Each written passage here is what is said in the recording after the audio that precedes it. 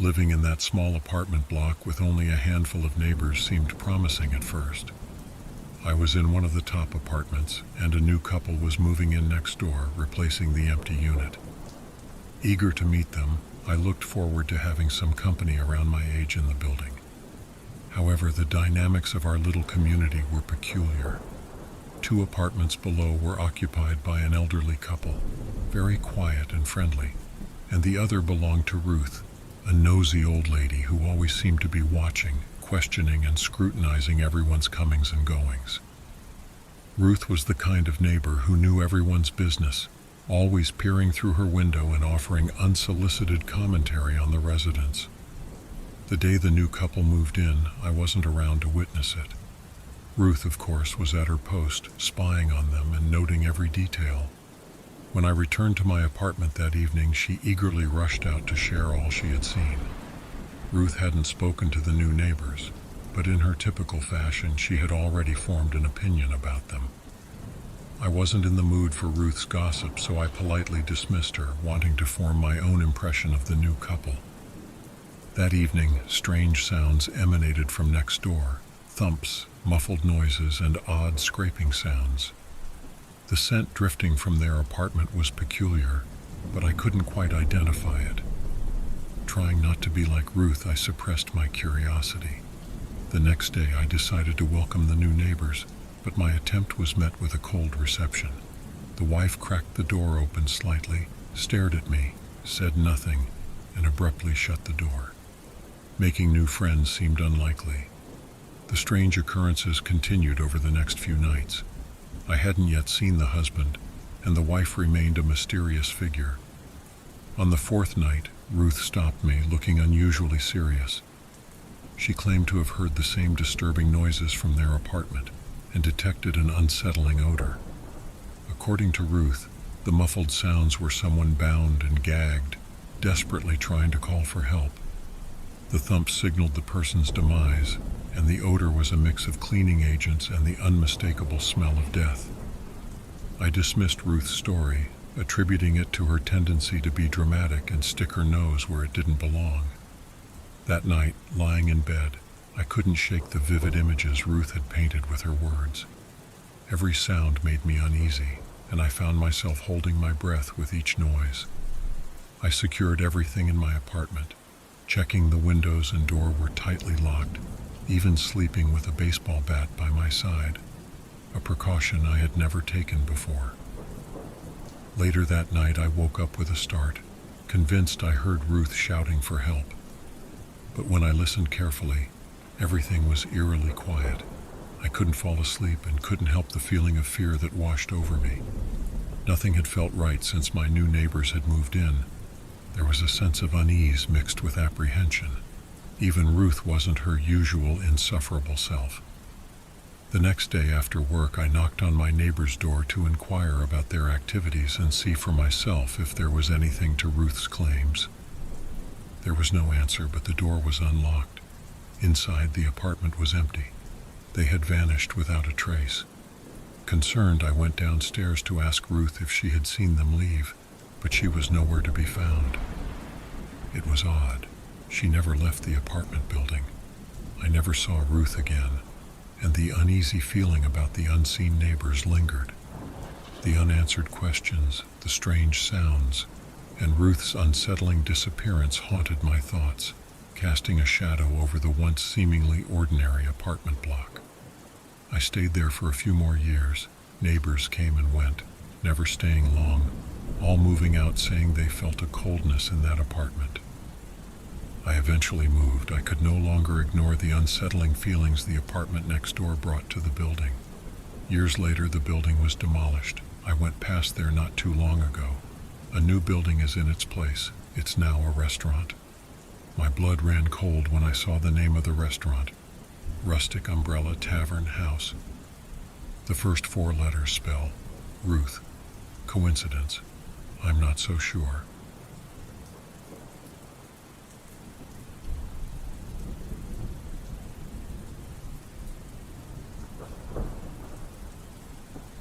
The cold evening settled around my rented cabin in the woods, where snowflakes gently drifted down from the dark sky.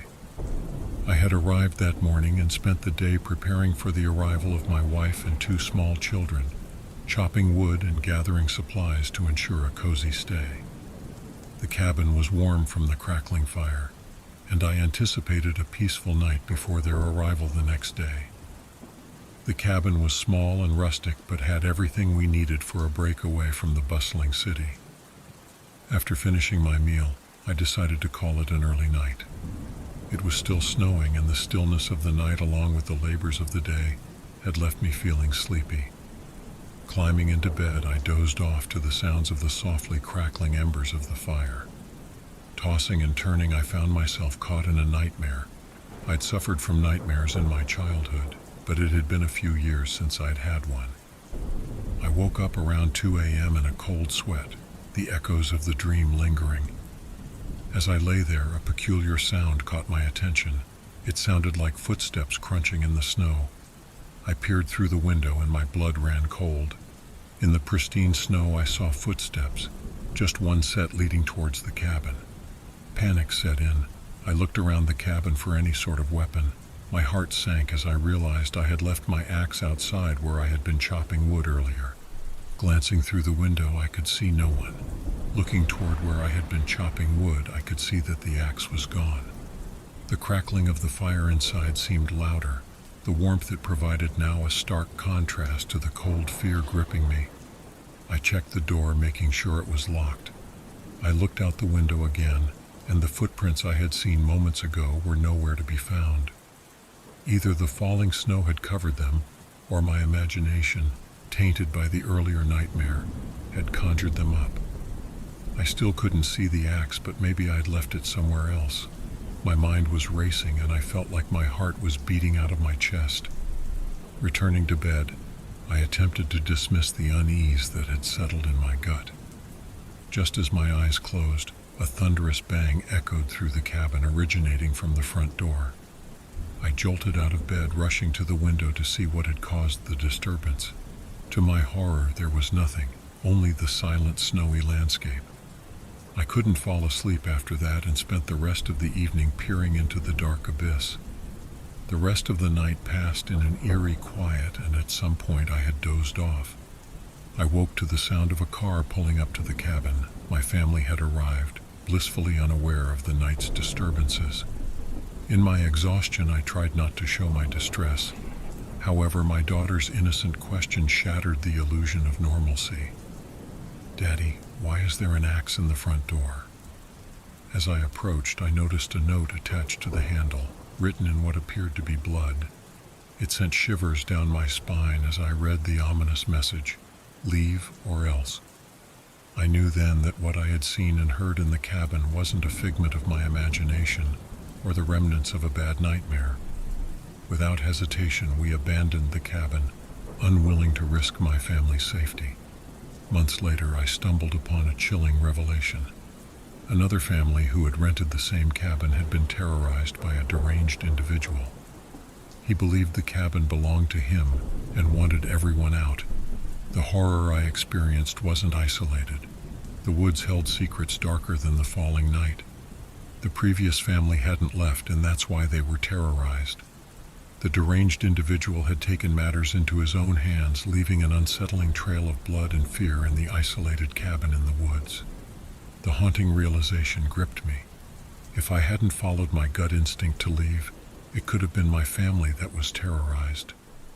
The isolated cabin in the woods held the potential for unspeakable horrors, and the mere thought of what might have been continued to cast a long, chilling shadow over my nights.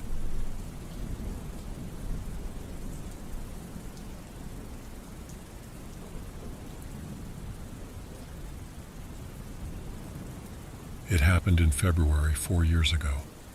The rain fell relentlessly on a particularly gloomy evening. At the time, I was 16 years old, and I was home alone in our new double-story house. We had only moved in 3 months before, and the unfamiliar layout and unsettling sounds made the place feel both exciting and eerie. With my parents out for the night, I decided to order a pizza to combat the solitude that seemed to intensify with the storm outside. I had settled on the couch to watch a movie while waiting for my pizza. As the clock struck 9 p.m., a sharp knock echoed through the hallways of the house. I eagerly assumed it was the pizza delivery and rushed to the door and looked through the peephole. I could see no one, just the rain falling on the other side. I called out and heard no response. I swung the door open, assuming the pizza guy may just be out of my vision and couldn't hear me. Only the sound of rain hitting the pavement met my ears. Confused, I scanned the dimly lit street, searching for any sign of the delivery person. Nothing. Returning inside, I tried to dismiss the strange incident. I figured it must be the weather playing tricks on my senses. However, the shadows cast by the dim lights danced mysteriously, and the settling house seemed to echo with whispers of a presence unseen. Nervously, I sat on the edge of the couch, still feeling unsettled and a bit on edge. Maybe my ears were playing tricks on me, and I had imagined a knock at the door. I was starving. Settling back, I continued watching the movie, but I still couldn't shake the unease I was feeling. A few minutes had passed when the power abruptly cut out, leaving me in total darkness. Panic gripped me as I realized the gravity of my isolation. I stumbled through the black void, desperately reaching for my phone to call for help, only to find there was no signal. Paralyzed by fear, I groped in the dark for a flashlight. I grabbed some candles, and with shaking hands lit those too. I could feel the chill of the unfamiliar house closing in around me. The silence was shattered by the creaking of the back door swinging open. A gust of cold wind swept through, extinguishing the candles. Heart pounding, I strained to hear any signs of an intruder. I quietly walked towards the back door, hoping it was just the wind that had blown it open. I closed it and turned to walk back to the lounge. That's when I saw wet footprints mark the floor, leading from the back door towards the attic stairs. It was not the wind. Someone was inside my house. Armed with a trembling flashlight and grabbing a kitchen knife from the countertop, I followed the trail of damp footprints, each step heightening the fear that clawed at my throat. The attic door loomed ahead, and as I reached for the handle, a shiver ran down my spine. Faint sounds of movement echoed from the darkness of the attic below. Slowly, I descended the narrow attic stairs, the beam of light revealing a large silhouette against the darkness. The figure turned and our eyes locked, cold, dark eyes that stared into my soul. Time stood still as the unknown intruder stared at me. He suddenly sprang into action, moving surprisingly quickly for someone that big. As he sprinted towards me, my feet felt like lead and I couldn't move. I tried to scream, but no sound came out. He got to me in a split second, but for me it was like I was watching everything play out in slow motion. He lifted his arms and gave me a forceful push, sending me sprawling to the ground. I could hear the thud of my body hitting the ground and the clanging of the knife and torch as they slipped out of my hand. I could hear his heavy footsteps running up the attic stairs, and the sound continued with him leaving through the back door. The silence suddenly enveloped the house, broken only by the distant howl of the wind and rain. I just lay there, in the dark, dazed and frightened, not knowing what to do. Moments later, the power returned, bathing the scene in an eerie glow. Trembling, I got up. I walked up the attic stairs, daring not to breathe. The squeak on one of the steps sounded louder than it probably was. Slowly and quietly, I went to the lounge to get my phone. I had heard his footsteps leave, but I was still wary. I called my parents and the police, but by the time they got there, the intruder had vanished without a trace. The only remaining evidence that he was ever there was the wet footprints leading to the attic. Nothing was missing, and the motive remained a haunting mystery. The fear persisted, a constant reminder that the shadows held secrets, and the attic harbored the memory of a tall, bulky silhouette that had invaded our home. The unanswered questions lingered. Why had he come here? What was he looking for? Leaving me to wonder if the intruder would one day return, searching for whatever had brought him there that fateful night.